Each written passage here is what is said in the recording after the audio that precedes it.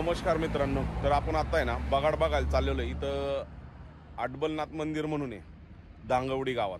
तर तिथं आपण बगाड बघायला जाणार आहे आणि तिथं आहे ना एक वेगळ्याच प्रकारचं बगाड असतं। आपण मागच्या शिखर शिंगणापूरचे जे कावड व्हिडिओ बनवला होता, तर आता आपण आहे ना त्या बगाड बघायला चाललेलो आहे। तर तिथे थोडे ड्रोन शॉट घेऊया। तर आपल्या संग पृथ्वी आहे, ओमकार आहे आणि अथर्व आहे। तर सगळे आहेत संग। काय होतं माहितीये का, आता आपण जाऊया, थोडे व्हिडिओ पण घेऊ आणि थोडं ड्रोन शॉट पण घेऊ। पावसाचं थोडं वातावरण झालेलं आहे, तरी पण बघूया आपण पुढे गेल्यावर, कारण काय होतं पाऊस बिऊस नाही आला तर आपल्याला ड्रोन उडवता येईल। तर चला आपण आता डायरेक्ट मंदिराच्या तिथंच भेटूया।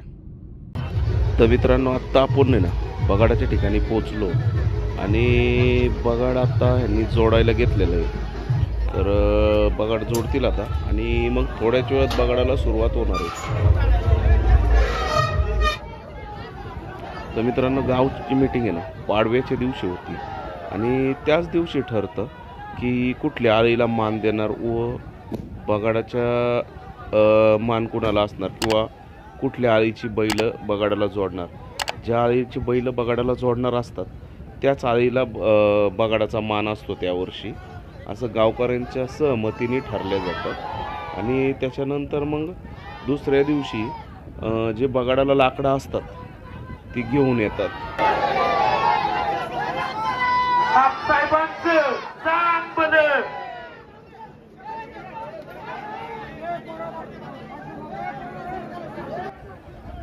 जी बगाडाला जी लाकडं आणतात ना मित्रांनो, तर ती लाकडं आणून त्याला एक नदीत बरेच दिवस भिजत ठेवतात आणि हनुमान जयंतीच्या आदल्या दिवशी ती लाकडं गावात आणून त्याचं बगाडाला पूर्ण यूज होतो।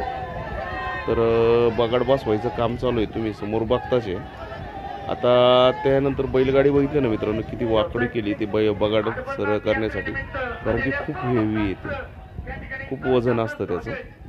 तर आता थोड्याच वेळा सुरुवात होणार आहे। तर चला आपण आता पुढं जाऊया, थोडे ड्रोन शॉट घेऊया आणि त्याच्यानंतर मग हळूहळू आपण मंदिराच्या दिशेने वाटचाल करू। आणि पुढं पालखी पण चाललेली आहे, मी पालखीचे पण व्हिडिओ शॉट घेतो।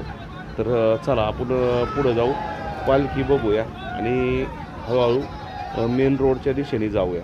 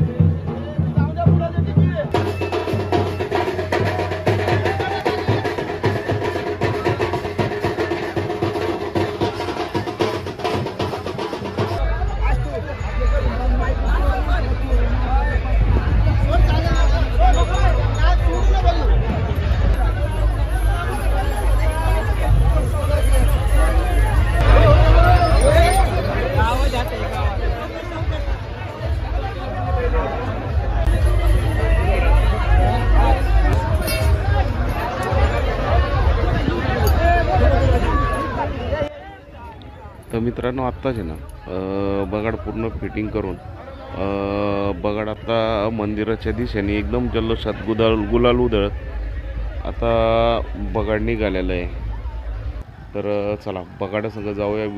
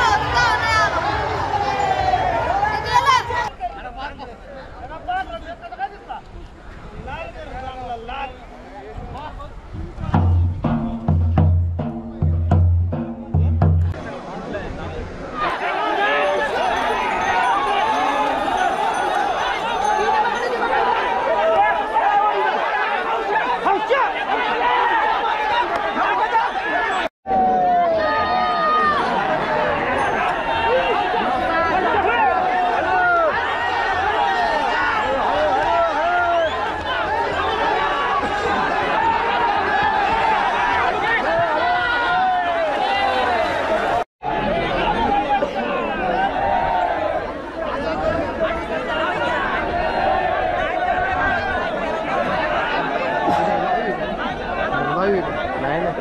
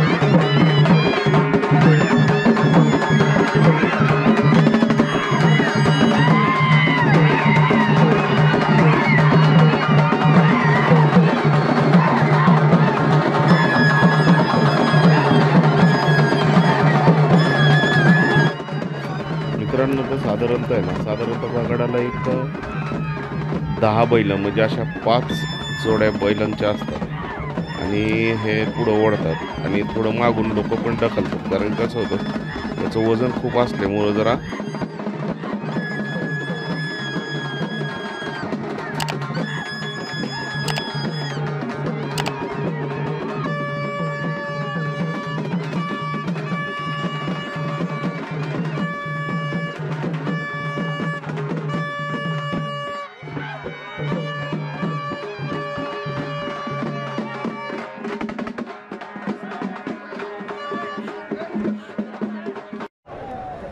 चल चल चल चल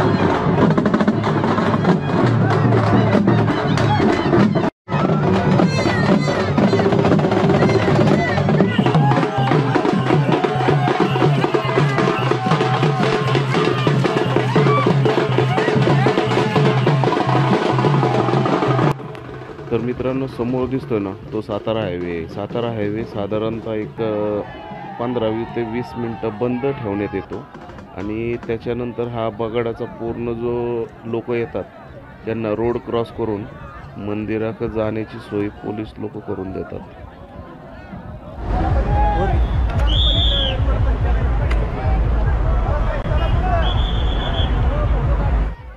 अडबलनाथ हे मंदिर आहे ना मित्रांनो, गावापासून साधारणतः 1-2 किलोमीटर आहे आणि हे पांडवकालीन मंदिर आहे. मंदिर आतमध्ये खूप छान आहे आणि दरवर्षी हा आहे ना हा गावातून मंदिरापर्यंत येतो. असं वर्षानुवर्ष चालू आहे.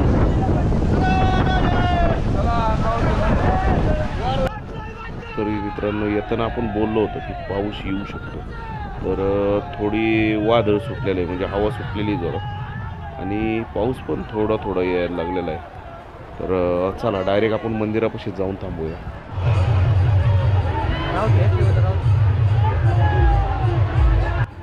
मित्रांनो हा जो बगाडाचा सोहळा आहे ना हा इथं मंदिरापाशी आल्यानंतरच संपतो आणि त्याच्यानंतर जी लाकडं जी बगाडाला लावलेली असतात झाडांची तोडून ती काढून सगळी खांद्यावर घेतात.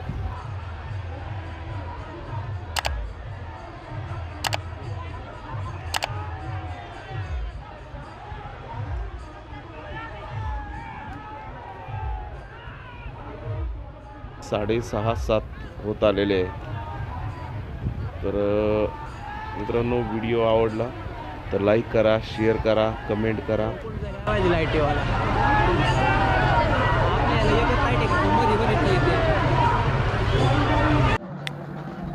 तर मित्रांनो बैल पण सोडलेत कारण की बगाडाचा कार्यक्रम संपला जवळजवळ आणि हे जे खांद्यावर घेऊन आहेत हे सगळे ते बगाडाला लाकडं वापरतात ती लाकडं घेऊन खांद्यावर घेतलेली आहेत सगळ्यांनी. आणि आता ह्याच्यानंतर आहे ना मित्रांनो लगेचच मंदिरात आरती चालू होती आणि त्या आरतीला मग सगळे जातात आणि त्याच्यानंतर कार्यक्रम संपला असं जाहीर होतं. स्वागतम आलेल्या सर्व भावी भक्तांचं नाथसाहेबाच्या दरबारामध्ये आपणा सर्वांचं सहर्ष स्वागत. अतिशय उत्स्फूर्त चाललेला तिकडे ग्राम